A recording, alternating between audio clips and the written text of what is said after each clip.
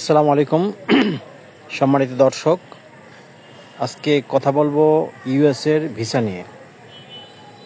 So ইউএসের যে কান্ট্রিটা আছে ইউনাইটেড স্টেট, এটার পৃথিবীর মধ্যে সবচেয়ে বেশি ক্যাটাগরির ভিসা হচ্ছে ইউএসের। সো 193টা ক্যাটাগরির ভিসা ইউনাইটেড স্টেট দিয়ে থাকে।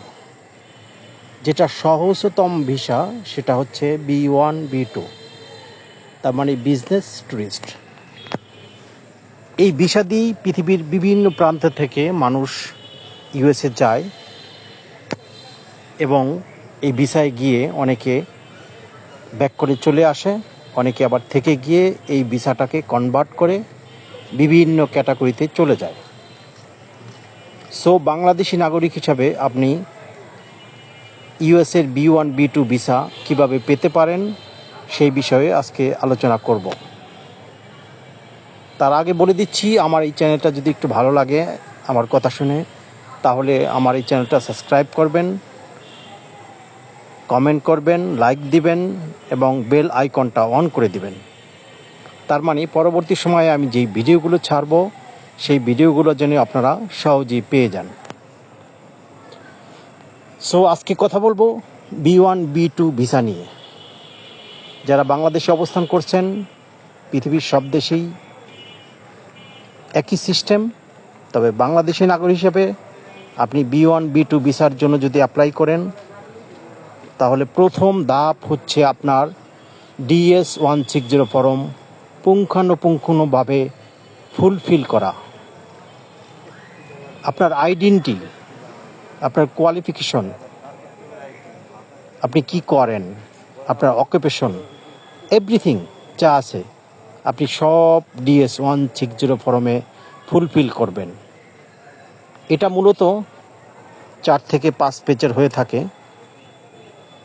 তো এটার মধ্যে আপনার সম্পূর্ণ তথ্য দিবেন। দেওয়ার পরে এটা আপনি প্রিন্ট আউট করে 1 কপি আপনি রাখবেন আর বাকি অনলাইনে সাবমিশন করবেন।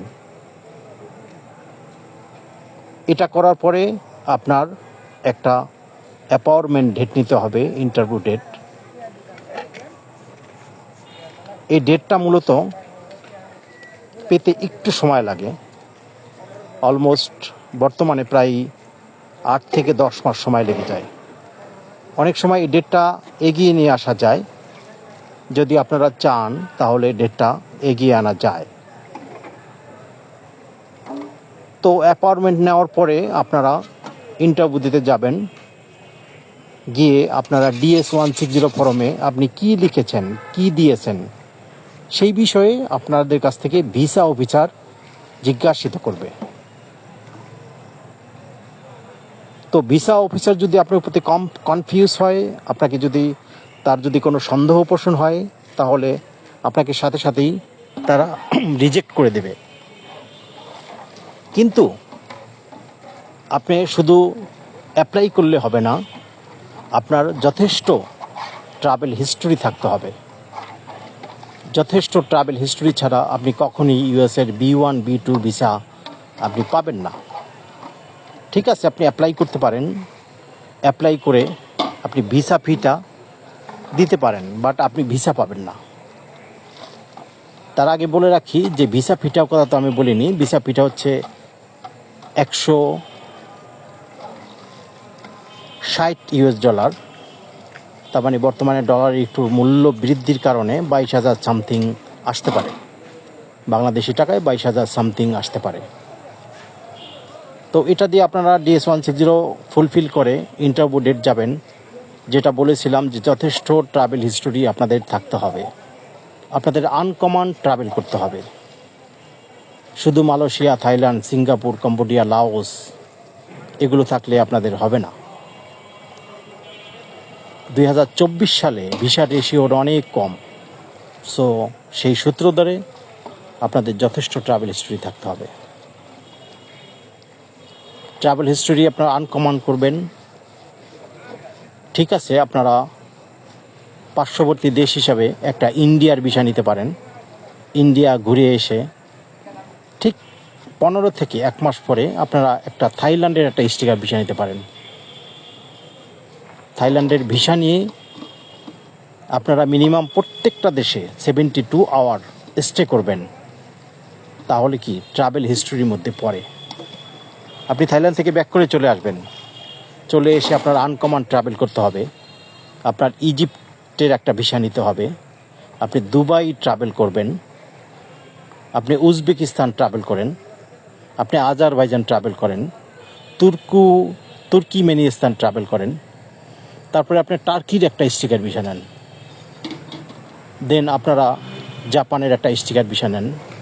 তবে সবচেয়ে ভালো হয় সেনজেনভুক্ত যদি একটি দেশের ভিসা নিয়ে আপনারা কয়েকটি দেশে ট্রাভেল করে আসতে পারেন, ব্যাক করে এসে ইউএসের জন্য যদি দাঁড়ান, তাহলে কিন্তু ভিসা অফিসার আপনাকে ভিসা অবশ্যই দিবে। ভিসা অফিসার চিন্তা করবে যে এই ভদ্রলোক সেনজেনে গেছে এবং জার্মানি ঘুরে আসছে, সুইজারল্যান্ডে ঘুরে আসছে, ফ্রান্সে ঘুরে আসছে, উনি ওখানে থেকে যায়নি, তাহলে কি আমাদের দেশেও গিয়ে উনি থেকে যাবে না। ভিসা অফিসারের সবসময়ই একটা কনফিউজ ফিল করে, সিক্স সেন্স গ্রো করে। এরা বিভিন্ন দেশে কাজ করতে করতে ওদের একটা সিক্স সেন্স গ্রো করে। তার মানে ওদের মেন্টালিটিও হচ্ছে যে আপনি ইউএসএ গিয়ে থেকে যাবেন আর ব্যাক করে আসবেন না। কিন্তু আপনার DS 160 ফর্ম ওইটা পুঙ্খানুপুঙ্খভাবে ফিল করে ওইটা অনুসারে